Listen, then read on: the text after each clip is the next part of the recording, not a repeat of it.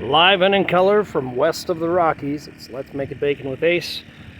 Alright, so today, pretty basic. We're just going to be loading stuff up, but I decided to say, oh yeah, well, while I'm up here, while I'm already dirty and stinky and all that kind of stuff, maybe I should spend a few minutes, fire up the generator real quick, grab my Sawzall with the pruning blade, and make it so that when I do get an RV to bring in, to live in, at this property, to be able to fix it up and have a clean, comfortable place to stay with a shower and all that good stuff, well, I need to make an entrance.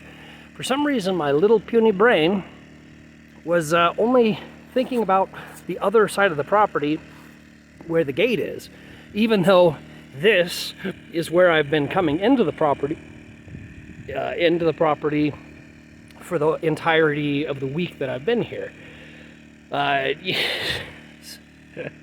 I'm like, oh, I gotta make space on the other side, and blah. And then I'm like, what am I doing? Why not just, I mean, literally, I have like a metric crap ton of space here in the back next to the boat. That's my boat. I need to order a new cover from my boat. Yeah. So I'm like, okay, what am I doing? So I'm gonna bring the RV in here. Where I'll put it exactly, well, I'm not 100% sure. I could literally just put it where I've been driving in here, and that's actually probably what I'll end up doing. So here we are. Finger. But to get the RV in here, well, I need to change some things around on the entrances. So my truck barely fits. So that tree right there, it was sprawled out and actually scratched up my truck and got the mirror pushed back.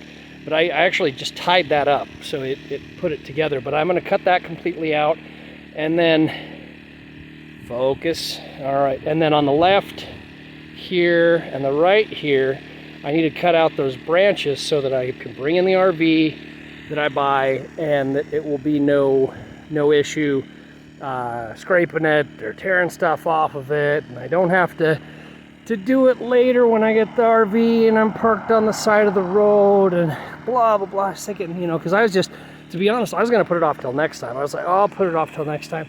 Well, next time I'm here, it's very possible that I might have RV in hand. So that would be kind of stupid. So I'm going to avoid stupid, and I'm going to do it now while the temperature's cool as well. And just make it simple and easy on myself. So that's kind of the overall plan. With that, I am going to be, I decided I'm going to be buying one of those heavy-duty tarps to put underneath the RV, because I don't want grass growing up underneath it. I want to be able to get underneath it easy without being in the grass and the weeds and stuff like that. If there's anything I need to work on or fix, so I'll either be getting a heavy-duty tarp that I'll be able to put down, or I'll bring down my I've got a massive, well, it is massive, but a big old billboard tarp. And depending on the color on the one side, because the one side's black, and I don't want black underneath the RV right now, because it's going to be summertime. But depending on what's on the other side, if it's a light color, then I'll just be able to flip it.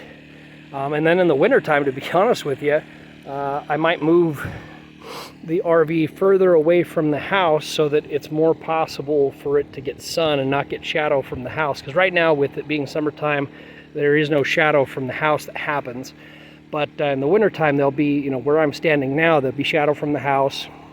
And so, I'd probably park it further out You know, depending on, you know, really, well, maybe not, because I've still got to deal with electricity. I'm going to be running a generator for a little bit, but I want to get connected up to power as soon as possible. And the outlet that I've got, or will have, by the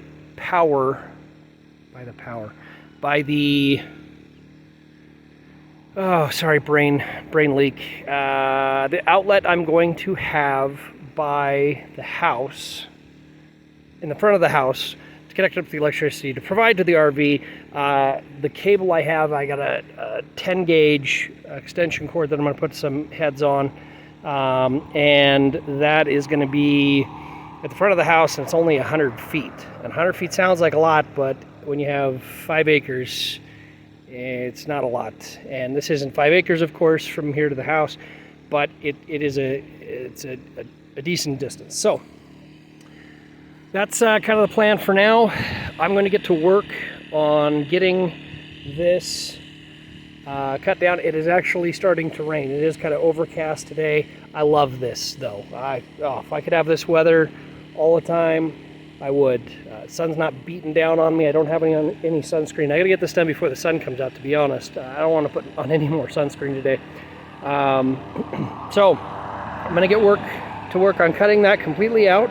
That's going to be gone. And then any of the branches on this side and that side, I'm going to cut out. Generator's now warmed up, and so I'm going to get it done. There's a biplane. And all right, I will talk to y'all soon to show you after. All righty, here's the update. So went and made myself a nice wide path here. Cut off some trees down to the base. These here are the only remnants, and there's still, you know, some sticking up and stuff like that are there. And am I worried about that? No. Well, that's going to pop your tires. Yeah, it probably would. But what I'm going to do is I've got some World War II metal airstrip. What do they call it? Airstrip. They're pieces of a World War II airstrip, and they're thick metal, heavy duty.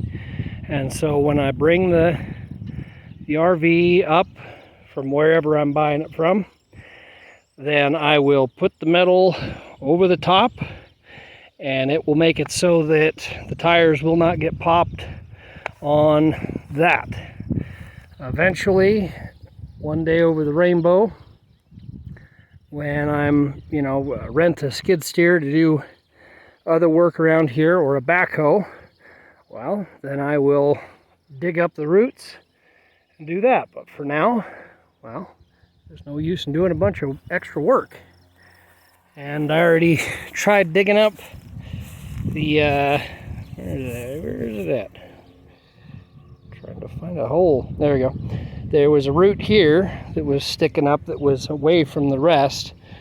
And that one's, you know, that one I spent probably 5 minutes trying to cut it in half and dig it up. But there's, you know, it looks like this was loud traffic. This was obviously rocked at one time, gravelled with maybe 3- gravel.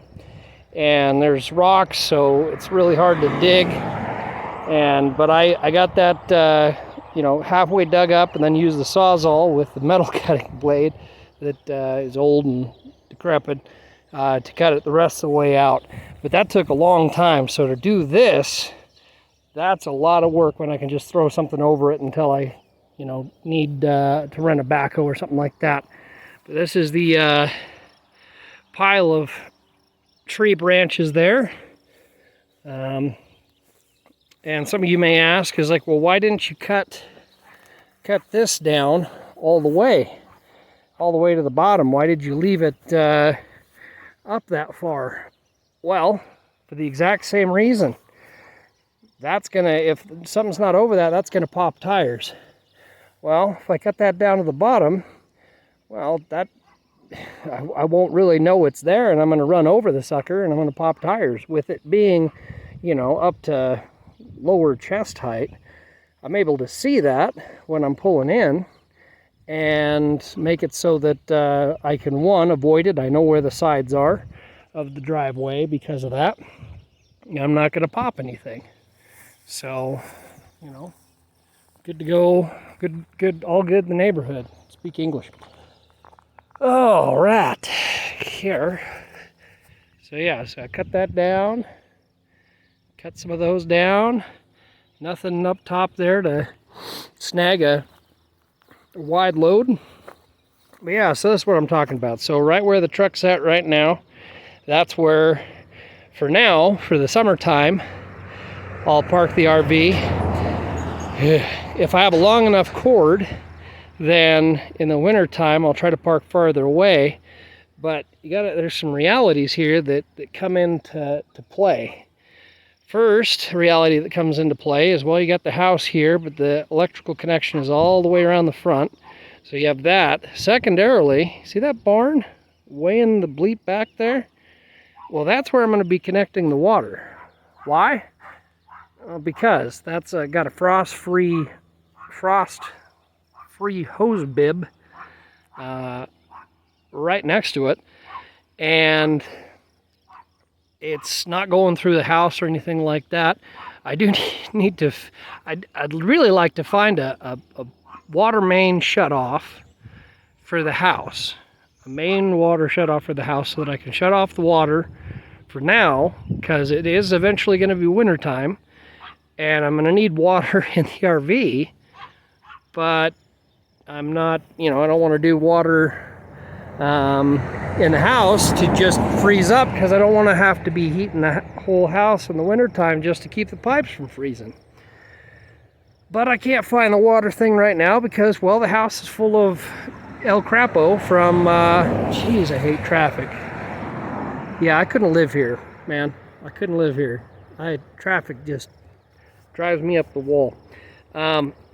So I need to find the master of the universe shut off for that thing, or I don't want to, but or I might have to end up putting one in. I don't know. I'll see. So much. I mean, million things to do. Luckily, I got the whole summer to be able to not only clean out the house, take a lot of stuff to the dump and clean out the house and get it rearranged and that kind of thing, but also to see if I can find a main water shutoff and or not get one installed. I do my own work, or install it. So that's kind of the plan, is to do that. Get the water. But yeah, but the water connection, I mean, I guess I could always install before winter. Yeah, probably end up doing that, to be honest. Water connection that comes out of the house that's before the shutoff. I don't know, we'll see. Plans that are very much in fluid and not solid at this point in time. Because at the same time, over the summer, I could also bring a power connection, you know, out of this side. This side of the house. So here, and so that I could run the 100-foot cable, you know, to the other side of the focus. Wow, it's either dark or I got I probably got garbage on the lens. My apologies. I didn't clean it. But yeah, so that's the plan.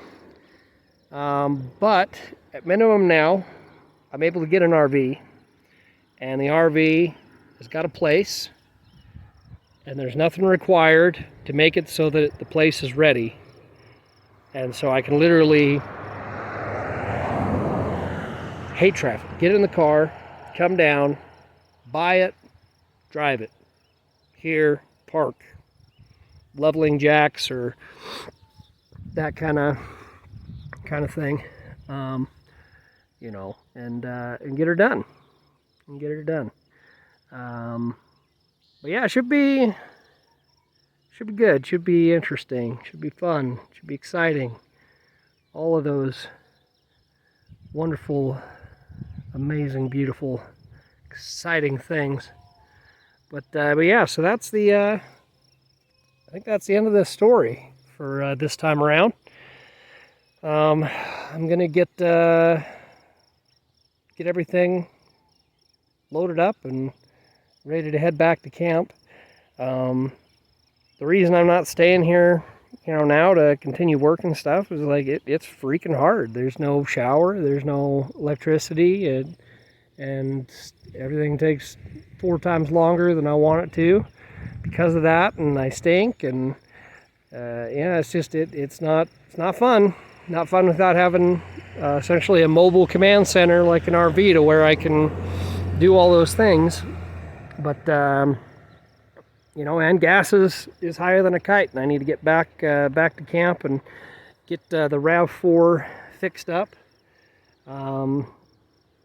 Get it ready to roll, because I need to get another spring installed on that, and replace a broken shock mount. But once I got that done, well, then I'll be able to bring that sucker down and just, you know, drive around in that instead of the truck, because the truck gets, you know, 12, and at $5 a gallon, yeah, I'd rather have double, especially going back and forth to different places. So that's all for now. I'm going to quit rambling. I really want to get stuff loaded up. Sun's still behind clouds. It's overcast. I'm going to take advantage of that. And next video will be either tonight when I get home for Beer 30, or tomorrow. Or tomorrow back at Homestead number 1. So talk to y'all later, and goodbye.